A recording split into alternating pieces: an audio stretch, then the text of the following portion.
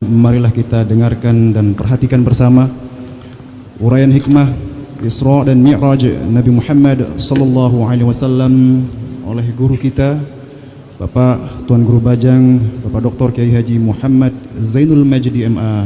Dengan segala hormat kepada beliau, disilahkan.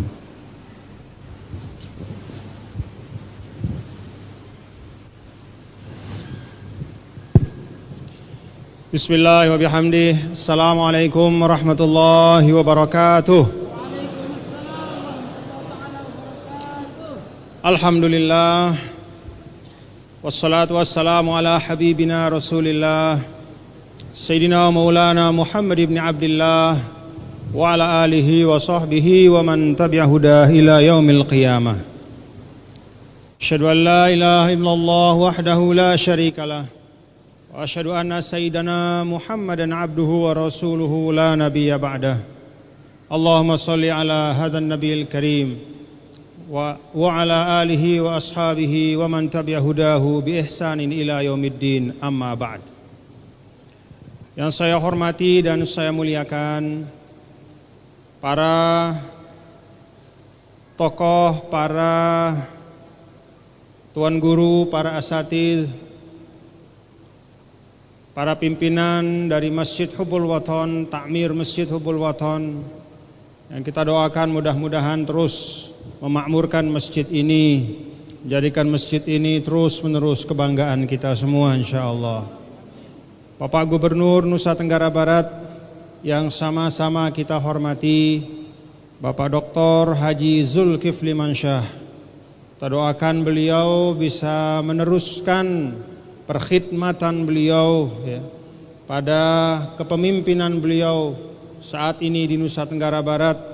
Mudah-mudahan bisa terus memberikan kebaikan dan istilahnya bisa mudah-mudahan husnul khatimah, yaitu awalnya baik, pertengahannya baik, dan akhirnya pun insyaallah diberkahi oleh Allah Subhanahu wa taala. Bapak Kakanwil dan Bapak Ibu yang saya hormati dan saya banggakan, anandaku para pelajar, saya saksikan di sini ada cukup banyak ya para pelajar yang hadir, laki-laki maupun perempuan. Alhamdulillah. Fatahallahu alaikum futuhal arifin. Semoga ananda semua putra-putri kita, putra-putri NTB, mudah-mudahan diberi oleh Allah Subhanahu wa taala ilmu yang barokah. Amin ya rabbal alamin. Sebelum saya melanjutkan beberapa hal yang saya ingin berbagi kepada bapak-bapak dan saudara-saudara dalam peringatan Isra dan Mi'raj Nabi besar Muhammad sallallahu alaihi wasallam malam hari ini, saya ingin kita melafalkan ya, masang niatul i'tikaf ya Bapak Ibu ya. Saya pimpin dan diikuti. Bismillahirrahmanirrahim. Nawaitul i'tikaf fi hadzal masjid ma dumtu fihi lillahi ta'ala. Saya berniat i'tikaf di masjid ini selama saya berada di dalamnya untuk mencari ridho Allah. Alhamdulillah kita dapat niat i'tikaf. Bapak Ibu hadirin dan hadirat sekalian, pada malam hari ini dengan penuh kesyukuran kita bersama-sama memperingati Isra dan Mi'raj Nabi besar Muhammad sallallahu alaihi wasallam.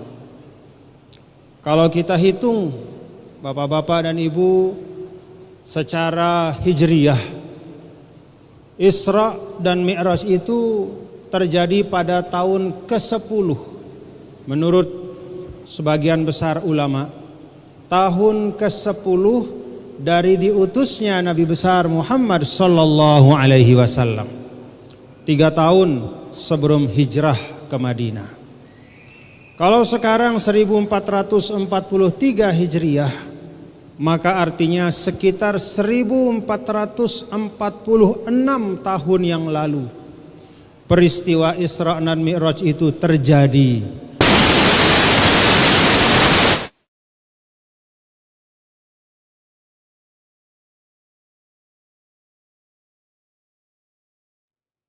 1446.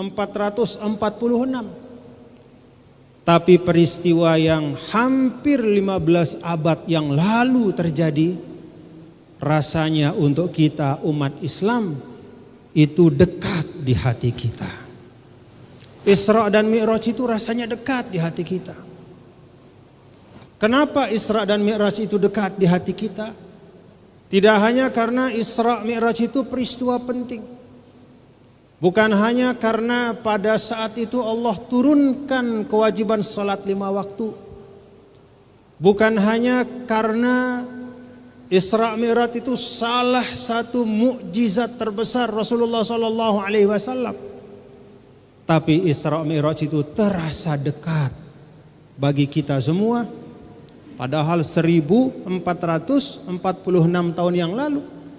Karena orang tua kita, karena guru-guru kita di Indonesia ini, ulama-ulama kita, termasuk yang ada di NTB, beliau-beliau mentradisikan, mendidik kita, membiasakan kita untuk setiap tahun memperingati Isra dan Mi'raj Nabi besar Muhammad sallallahu alaihi wasallam. Saya katakan mendidik bapak-bapak dan ibu-ibu karena memang pembiasaan itu salah satu jalan pendidikan yang paling baik. Kalau kata ulama, ma takarrara taqarrar. Takarrara artinya yang berulang-ulang. Sesuatu yang berulang-ulang. Isra Mi'raj itu setiap tahun kita peringati. Karena itu taqarrara. Taqarrara itu artinya rasanya melekat di hati kita. Ini salah satu bentuk dakwah Islamiyah yang dikembangkan oleh para guru kita dan orang tua kita. Dakwah Islamiyah yang tidak kita saksikan di banyak tempat di dunia Islam yang lain. Di negara-negara Islam yang lain tidak banyak yang memperingati Isra dan Mi'raj. Isra dan Mi'raj ini adalah bagian dari tradisi keagamaan yang dilaksanakan oleh guru-guru kita agar Islam itu tidak hanya kita hafal, agar nilai-nilai Islam itu tidak hanya kita ketahui, tapi kita rasakan dan kita amalkan dalam kehidupan kita. Ini yang disebut dengan dakwah bilisanil hal. Jadi tidak hanya dengan mengajarkan Al-Quran, tidak hanya dengan menghafalkan atau mengajarkan anak-anak menghafal hadis-hadis Rasulullah SAW, tetapi diajar kita untuk menghayati peristiwa demi peristiwa, sehingga keislaman yang ada di Indonesia hari ini adalah keislaman yang hidup di dalam hati kita masing-masing. Alhamdulillah. Karena itu bapak-bapak dan ibu dan ananda semua, ya, saya mengajak kita semua, mari kita hidupkan tradisi-tradisi keagamaan yang memang sudah kita warisi dari guru-guru kita. Kalau pada bulan Rajab ada Isra dan Mi'raj, itu jadi agenda rutin. Sehingga bapak-bapak ibu, ya, mohon maaf, kalau suatu ketika Isra Mi'raj itu tidak dilaksanakan, rasanya ada yang kurang. Kenapa kok gak ada Isra Mi'raj tahun ini? Kalau misalnya di suatu kampung tiba-tiba takmir masjidnya libur Isra Mi'raj tahun itu, datang orang dari kampung, dari rumah-rumah dekat masjid itu, demo dia. Dia tanya kepada takmir masjid, ada apa? Ada yang hilang. Apa artinya? Orang tua kita dan guru-guru kita sudah berhasil menanamkan nilai keislaman di tengah masyarakat. Dengan cara yang baik. Dengan tidak ada benturan-benturan kepada siapapun. Dengan tanpa berteriak-teriak. Tidak harus bertakbir di tengah jalan. Tidak harus mengatakan saya paling Islam. Tapi dengan halus ulama-ulama kita Setiap bulan Rajab diajak kita memperingati Isra dan Mi'raj. Sebentar lagi bulan suci Ramadan ada nuzulul Quran. Nanti bulan Rabiul Awal Maulid Nabi besar Muhammad sallallahu alaihi wasallam. Nanti 1 Muharram tahun baru Islam. Semua itu adalah bagian dari menghadirkan nilai-nilai keagamaan, menjadi bagian dari keseharian kita. Dan itu yang disebut oleh Imam Mawardi, ya. Ada seorang ulama dulu namanya Imam Mawardi, ketika beliau menyampaikan tentang pilar-pilar, ya, agar satu masyarakat dan bangsa itu maju. Pilar yang pertama kata beliau adalah dinun muttaba, agama yang diikuti inti dan ajarannya. Bukan agama yang dihafal, bukan dinun mahfuzun fis sudur, tidak. Bukan agama yang hanya menjadi catatan-catatan di buku, tapi muttaba. Ajarannya itu hadir dalam keseharian kita. Alhamdulillah. Jadi kalau Imam Mawardi menyampaikan pilar yang pertama dari negara dan bangsa itu menjadi kuat adalah dinun muttaba, maka alhamdulillah kita di Indonesia ini, alhamdulillah pilar yang pertama ini ada, insya Allah kokoh di Indonesia. Karena itu bapak-bapak dan ibu-ibu saudara sekalian, kalau tiang, ya, kebetulan saya ini kan punyalah kesempatan pernah berkeliling di banyak sekali negara-negara Arab. Bahkan pernah tinggal di Mesir sekian tahun. Pernah tinggal musim haji, setelah musim haji, sebelum musim haji di Arab Saudi. Pernah juga ke Yordan, ke Maroko, ke banyak sekali negara-negara Arab.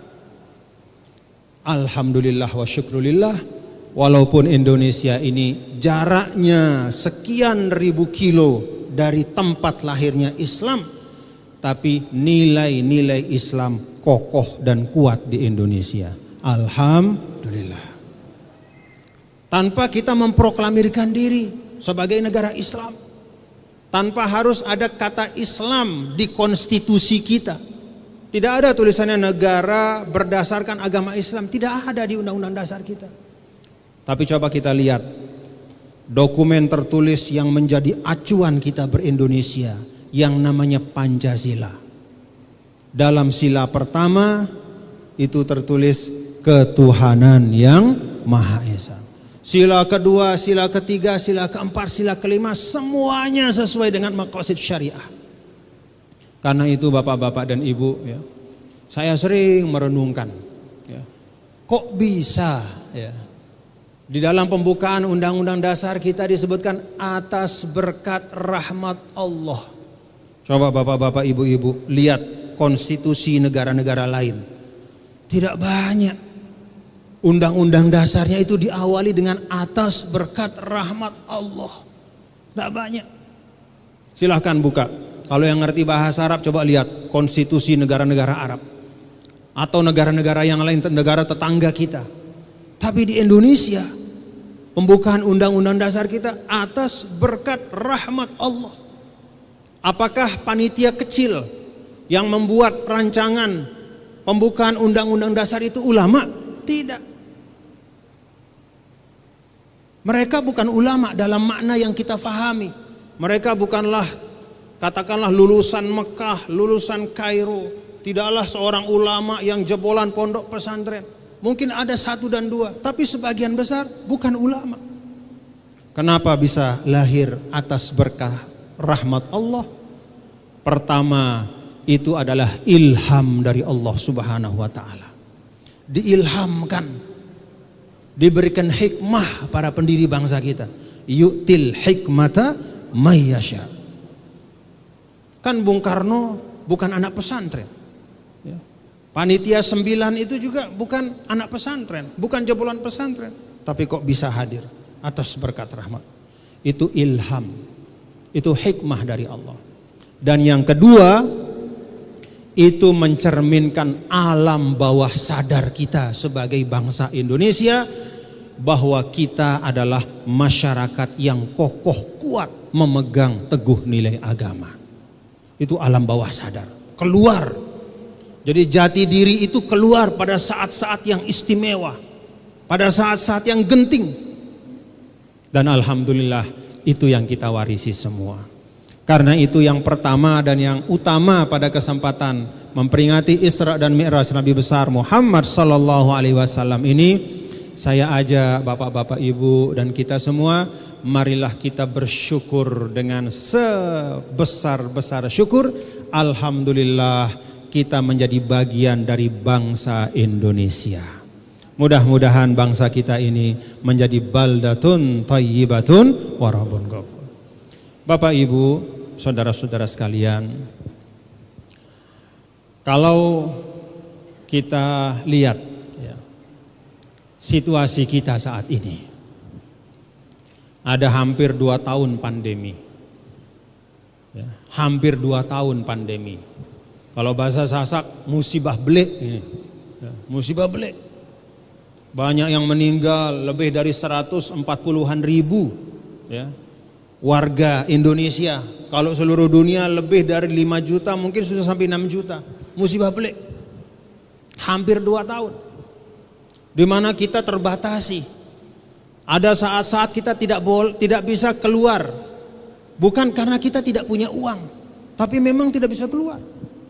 Bukan karena kita lumpuh, tapi memang keadaan mengharuskan kita untuk tidak bisa keluar. Seakan-akan kita terblokade oleh pandemi. Alhamdulillah sudah mulai berkurang walaupun belum hilang sepenuhnya.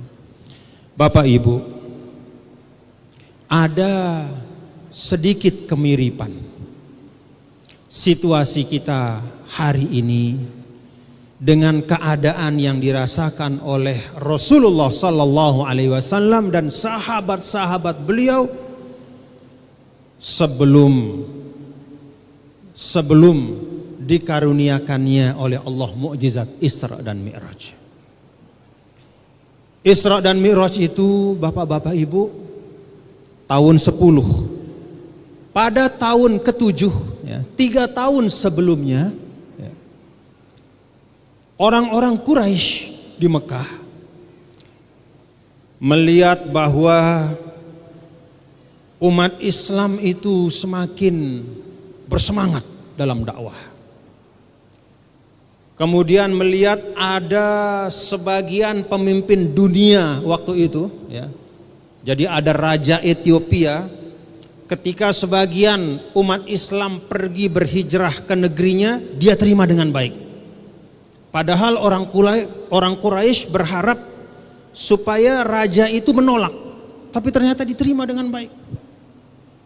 Lalu kemudian pada saat itu ada seorang tokoh Quraisy yang sangat dihormati tiba-tiba masuk Islam. Namanya Sayyidina Umar ibn al-Khattab. Sayyidina Umar ibn al-Khattab masuk Islam. Beberapa pedagang besar di Quraisy seperti Abu Bakar, ya, Utsman juga masuk Islam.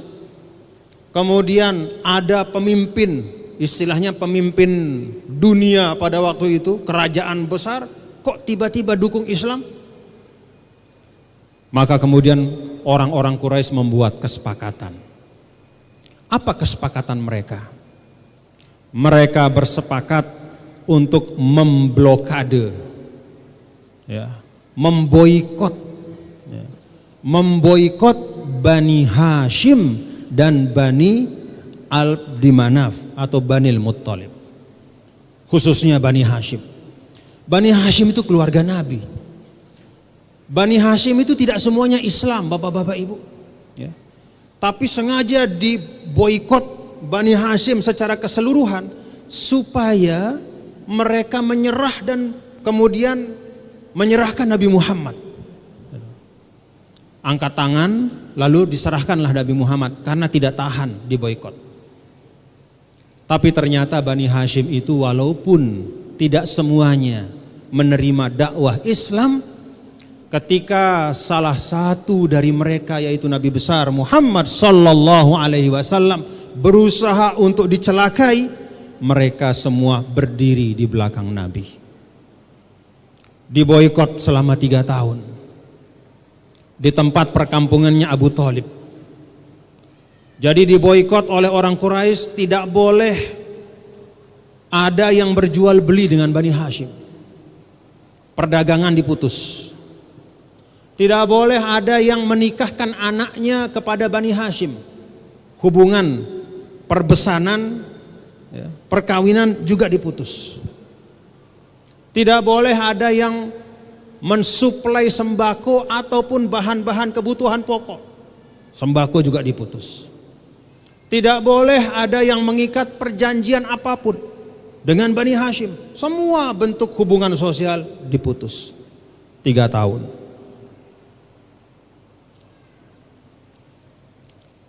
Kalau kita, bapak-bapak ibu, ya, saya katakan ada kemiripan, tapi memang tidak sama. Ya. Kalau kita sekarang ini walaupun pandemi, ya, lockdown, tapi kita masih bisa punya HP. Ya. Masih bisa dari rumah kita melihat luar, negara luar, dunia luar, ya, dengan alat-alat komunikasi kita. Masih bisa walaupun kita nggak ke pasar, kita masih bisa pesan makanan online. Ya. Dunia kita datangkan ke rumah, itu masih bisa. Kerja pun walaupun tidak bisa ke kantor, bisa kerja dari rumah. Bisnis bisa dari rumah. Kalau dulu blokade pada masa Rasul, itu blokade atau boikot total. Tidak ada fasilitas kehidupan yang boleh diberikan kepada Bani Hashim. Sampai 3 tahun itu bayi-bayi kurus kering, orang-orang sehat menjadi sakit. Tidak lama setelah blokade atau boikot itu selesai, Sayyidah Khadijah karena terlalu menderita 3 tahun diboikot, tidak lama setelah selesai boikot beliau meninggal. Sayyidina paman Rasul Abu Thalib yang juga gagah, kuat, sehat, tidak lama setelah selesai boikot itu karena sakit selama 3 tahun juga meninggal. Nah, dalam situasi seperti itu Allah Subhanahu wa taala memberikan penghiburan dan penguatan. Itulah peristiwa Isra dan Mi'raj Nabi besar Muhammad sallallahu alaihi wasallam. Bapak Ibu, antara pertolongan Allah yang berupa Isra dan Mi'raj sehingga Nabi yang semula sedih menjadi cerah, semangat lagi. Dakwah kemudian mulai berkembang kembali. Antara Isra Mi'raj dengan peristiwa boikot itu, kata para ulama, ada 2 kejadian yang dilaksanakan oleh Rasulullah Sallallahu Alaihi Wasallam yang kemudian merubah situasi yang penuh dengan kesulitan itu menjadi keadaan yang kemudian penuh dengan karunia Allah. Yang pertama, kata para ulama, setelah Rasul itu diboikot bersama Bani Hashim, kemudian selesai boikot itu, ya katakanlah dalam bahasa kita, hancur lebur semuanya.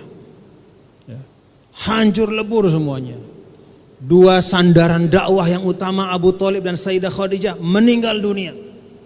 Nah, di tengah situasi seperti itu, Rasulullah Sallallahu Alaihi Wasallam tidak putus asa. Beliau tidak berdiam diri, tidak meratapi keadaan. Tapi Rasul Sallallahu Alaihi Wasallam keluar dari Mekah, pergi ke Taif, berjalan kaki. Jarak antara Mekah dan Taif itu sekitar 100 kilo, jalan kaki Rasul.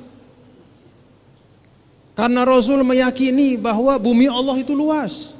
Kalau kita ada hambatan di satu tempat, kalau kita mengalami kesulitan di satu tempat, kita bisa cari tempat yang lain untuk berdakwah tanpa meninggalkan tempat yang pertama. Pergi Nabi ke Taif, 10 hari beliau berjalan, lalu kemudian berdakwah, menyampaikan pesan Islam. Apa yang Rasul terima di situ? Rasulullah SAW dilempar betul-betul dilempar, bukan tanda petik. Kalau sekarang dilempar itu bisa berarti ya, sekedar kiasan saja. Wah, dia dilempar dengan tuduhan. Itu kiasan saja, tidak ada batu yang melayang di situ. Tapi Rasulullah SAW dilempar dengan benar-benar batu. Dan bukan hanya satu orang yang melempar. Anak-anak kecil di Taif itu diprovokasi oleh orang tuanya. Karena orang tua di Taif itu salah paham. Mereka termakan oleh hasutan orang Quraisy yang mengatakan bahwa Muhammad itu tukang sihir. Jangan kasih dia tinggal di Taif, nanti engkau dan anak-anakmu akan terpengaruh dengan kekuatan sihirnya. Termakan provokasi, dilempar.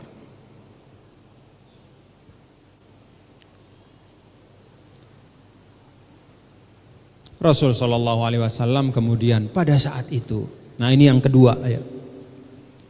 Ini peristiwa yang kedua yang kemudian mengkondisikan perubahan itu. Dari semula sulit menjadi mudah.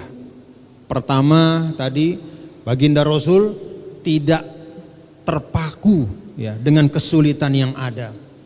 Beliau tidak putus asa tapi tetap bergerak mencari ruang baru.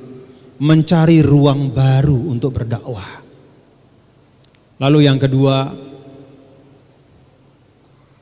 pada saat beliau mendapatkan ya, satu penghinaan yang luar biasa seperti itu, istilahnya terpuruk seterpuruk-puruknya, Nabi mengangkat tangan dan berdoa. Allahumma inni ashku ilaika dha'fa quwwati wa qillata hilati wa hawani 'alan nas. Ya Allah, saya mengadu kepadamu ya Allah. Saya enggak pernah mengadu kepada manusia. Saya tidak pernah mengadu kepada siapapun. Saya hanya mengadu kepadamu ya Allah. Dha'fa quwwati, saya itu lemah sekali ya Allah. Wa qillata hilati, sedikit sekali kemampuan saya ya Allah. Wa hawani 'alan nas, dan bagaimana orang-orang banyak ini menghinaku, mencercaku, bahkan menyakitiku. Nabi berdoa ya, dengan kepasrahan. Ya.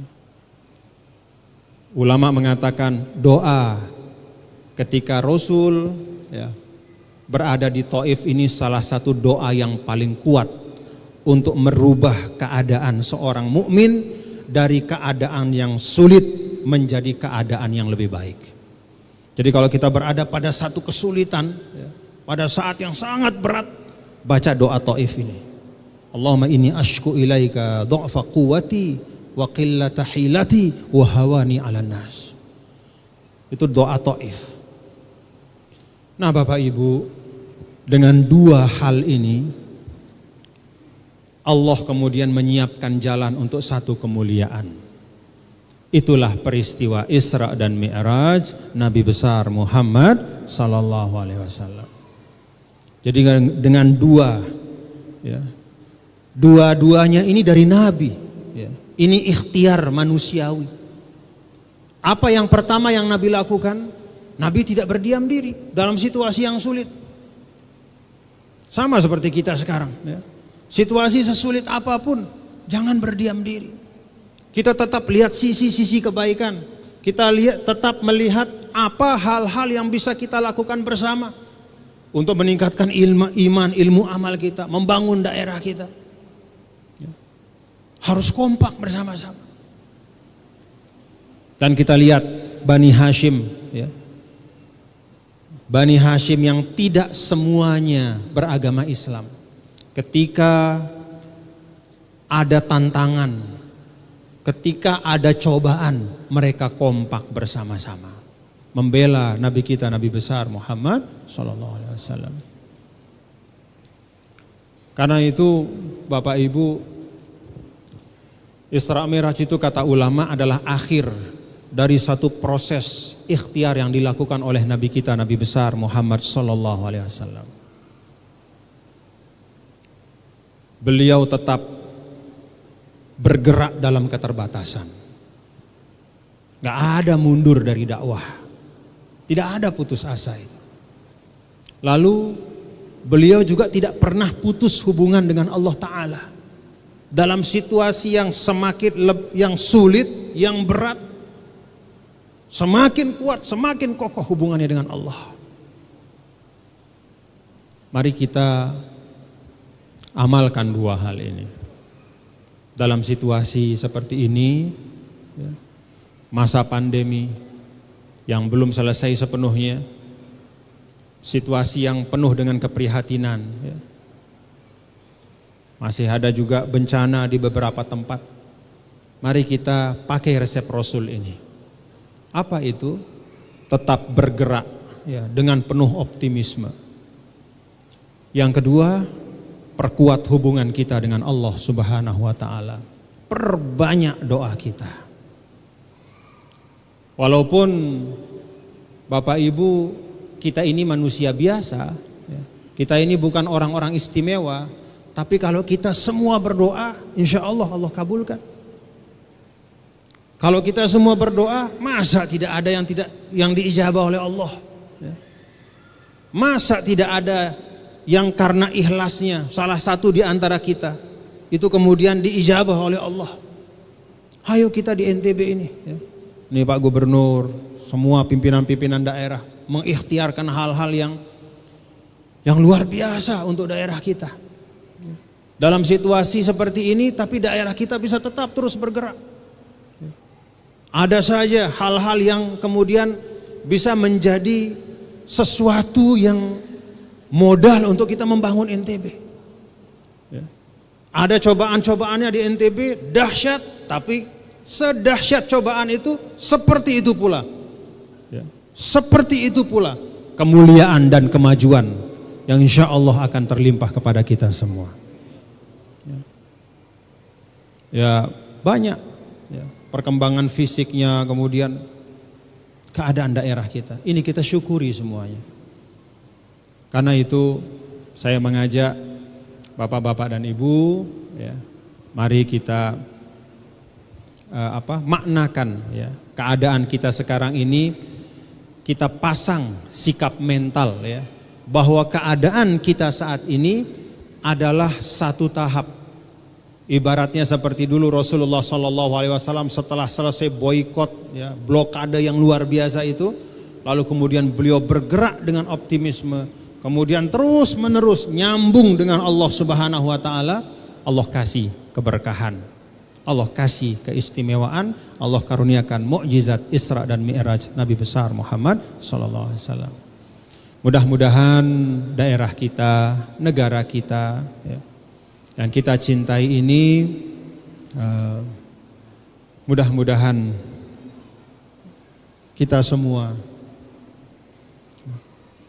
bangsa Indonesia yang tadi saya sampaikan, pendiri-pendiri bangsa ini dikasih ilham oleh Allah, dikasih ilham oleh Allah untuk menuliskan atas berkat rahmat Allah.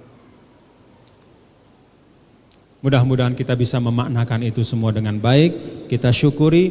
Dan untuk ananda semua generasi muda, ambil semua hazanah kebaikan dari generasi-generasi sebelum kalian untuk menjadi bekal kalian menjadi generasi yang insya Allah akan lebih membanggakan lagi membangun NTB dan Indonesia yang kita cintai. Wallahul muwaffiq wal hadi ila sabilir rasyad. Terima kasih atas perhatian, dan kalau saya boleh berpesan satu hal kepada kita semua, sahabat-sahabat yang ada di NTB, kita semua keluarga besar yang ada di NTB, mari kita jaga kondusivitas daerah kita. Tidak semua pembicaraan, tidak semua isu-isu harus kita tanggapi. Apalagi kita ikut terlibat di dalamnya. Tidak semua hal harus kita urus. Mari kita fokus. Mari kita fokus untuk daerah kita, membangun lingkungan kita, membangun keluarga kita. Jangan terprovokasi dengan banyak hal, Dan juga sekaligus kepada kita semua, dari banyak kejadian-kejadian yang ada satu yang bisa kita ambil ya sebagai hikmah ya, yang memang itu juga yang diajarkan oleh Rasulullah sallallahu alaihi wasallam. Salamatul insan fi hifzil lisan. Keselamatan manusia dari bagaimana dia mengontrol lidahnya, ucapannya. Jadi kita jadikan itu pelajaran ya. Tapi satu hal juga Bapak Ibu ya, 1 juta omongan yang tidak baik dari orang ya, itu tidak ada apa-apanya dengan satu kata yang buruk yang lahir dari lidah kita. Apa maksudnya? Ada 1 juta omongan yang jelek, itu bukan kita yang bertanggung jawab. Tapi satu kata yang buruk yang keluar dari lidah kita, itu yang kita pertanggungjawabkan di depan Allah nanti. Jadi jangan ribut, jangan susah sama 1 juta omongan segala macam. Cukup hati-hati dengan lidah kita. Karena bukan lidah orang yang akan kita pertanggungjawabkan, tapi lidah kita sendiri. Bukan pekerjaan orang yang kita nanti di akhirat akan ditanya oleh Allah, tapi perbuatan tangan, kaki, dan anggota badan kita. Mari kita jaga diri masing-masing dengan sebaik-baiknya, fokus pada hal-hal yang baik. Semoga Allah menjaga kita semua. Wassalamualaikum warahmatullahi wabarakatuh.